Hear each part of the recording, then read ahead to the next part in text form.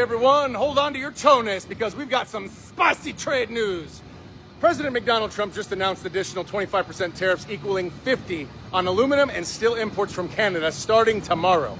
Yeah, he's doubling down on his tariffs, and this could shake things up in a big way for both countries. So why is this happening?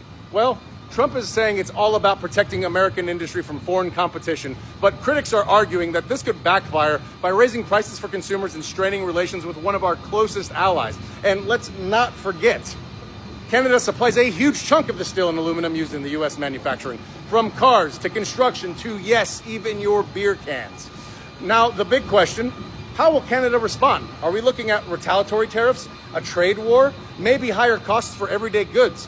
One thing's for sure, though, this steel showdown is just getting started, and the impact could be way beyond the factories. So what do you guys think? Is this a smart strategy to protect jobs, or is this just a move that could backfire on consumers and businesses? Drop your thoughts in the comments.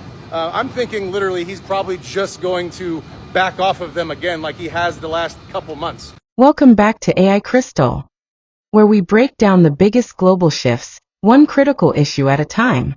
To our loyal subscribers, we appreciate you. And if you're new here, don't forget to hit that like, subscribe, and turn on the notifications so you never miss out. In 2018, then President Donald Trump announced sweeping tariffs on imported steel and aluminum, 25% on steel, 10% on aluminum. The message? Protect American jobs, revive domestic manufacturing, and challenge China's dominance. Trump declared, if you don't have steel, you don't have a country. But fast forward a few years, the reality paints a different picture. Algoma Steel, one of Canada's largest steel manufacturing companies, has paused all exports to the United States. Algoma is Canada's second largest steel manufacturing company, right behind ArcelorMittal. Seeing how the United States gets 23% of its steel from Canada, losing all imports from the second largest steel company in Canada, that's gonna have a pretty damn large effect. All I'm saying, numbers are not looking good, shit's been bad, and it's just getting fucking worse. Sound the alarm. Trump just doubled steel tariffs, and the EU is warning him to back off or brace for impact.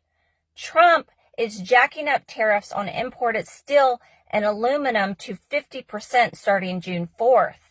He says it's to protect American manufacturing, but he made the announcement inside a U.S. steel plant that's about to be sold to Japan.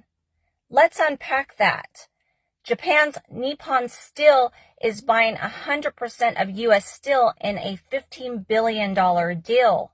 Trump called it a partnership, but U.S. Steel itself confirmed it's a full acquisition, as in Japan will own it all.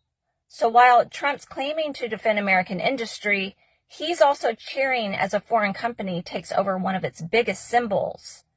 Now, the European Union is fuming.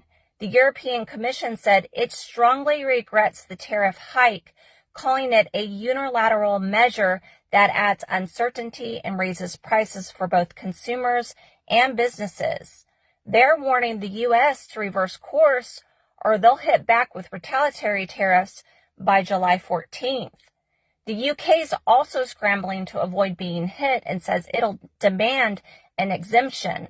So to recap, Trump's doubling tariffs in the name of economic nationalism, while Japan buys our steel industry and the EU prepares to retaliate. Make it make sense. I'll continue watching as this story unfolds, so stick around. And for more details and breakdowns about this story, subscribe to both my Substack and Patreon. Both links are in the bio. Donald Trump announced that he's going to raise steel and aluminum tariffs from 25% to 50%, and they're set to go into effect this Wednesday, June 4th.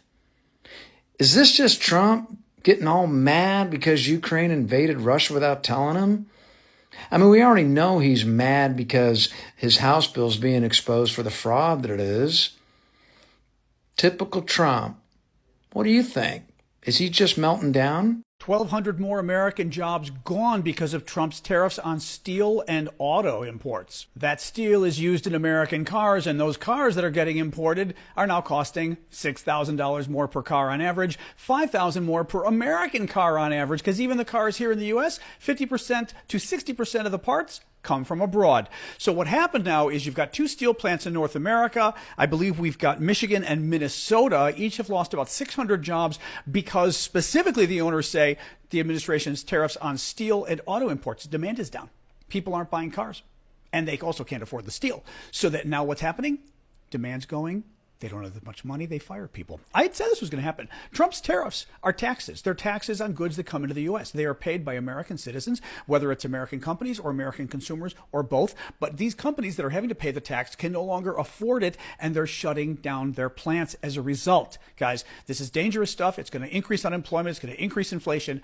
It's going to hurt the economy overall. And Trump's not stopping. He's announcing even bigger tariffs in 2 days. Trump's new tariffs got blocked, then brought back. And now 12 states are suing. And here's what happened. A federal judge struck down part of Trump's new steel tariffs. Wall Street cheered. Stocks jumped. Oil climbed. The dollar surged. Investors thought, hey, the trade war was finally cooling off. Hey, but hold on. Just days later, an appeals court stepped in and temporarily reinstated the tariffs while the case plays out. And now, 12 states, every one of them blue, are suing Trump directly. They claim he abused his emergency powers by bypassing Congress to raise tariffs. But Trump's team, well, they said that national security concerns gave him every right to act and that the law backs him up. Let's get this straight. A federal judge blocks the tariffs. An appeals court then reverses that, and now state governments are trying to shut them down again in court. Is this really about protecting the Constitution?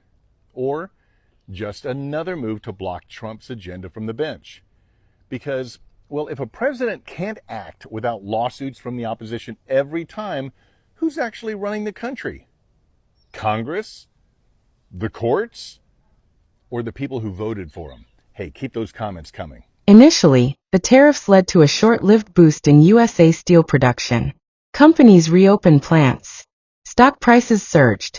Trump supporters cheered. But by 2020, that momentum crashed. Steel prices fell due to global oversupply and weak demand.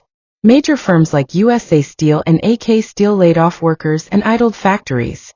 The Midwestern Rust Belt, which was promised a revival, saw job losses instead of gains.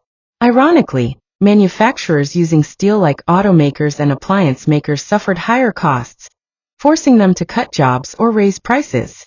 That's right, the very industries Trump claimed to protect were being hurt by the tariffs. And it didn't stop there. The EU, Canada, China, and others slapped retaliatory tariffs on American goods hitting agriculture, whiskey, motorcycles, and more. Farmers lost billions. Harley-Davidson even moved some production overseas. The USA was not winning the trade war, it was losing allies and industries. So who gained? Some steel executives enjoyed short-term gains and stock buybacks. But workers, small manufacturers, and downstream industries? They paid the price. By 2022, President Biden kept some tariffs but modified them with the EU, indicating the need to restore global trade ties while still addressing China's overcapacity. The Trump tariffs were based on a protectionist idea that didn't match the complexity of global supply chains. You can't rebuild 20th century industry using 20th century tactics in a 21st century economy. The steel industry didn't collapse because of foreign imports alone, it's automation, innovation gaps, and global economics. Tariffs were a blunt tool for a surgical problem. Trump's tariffs may have been politically bold, but economically, they were short-sighted. They showed how good intentions without systems thinking can lead to collapse, not revival. What do you think? Were the tariffs a necessary gamble or a costly failure? Drop your thoughts in the comments below. Don't forget to like, share, and subscribe for more no-fluff analysis right here on AI Crystal, where we turn data into clarity.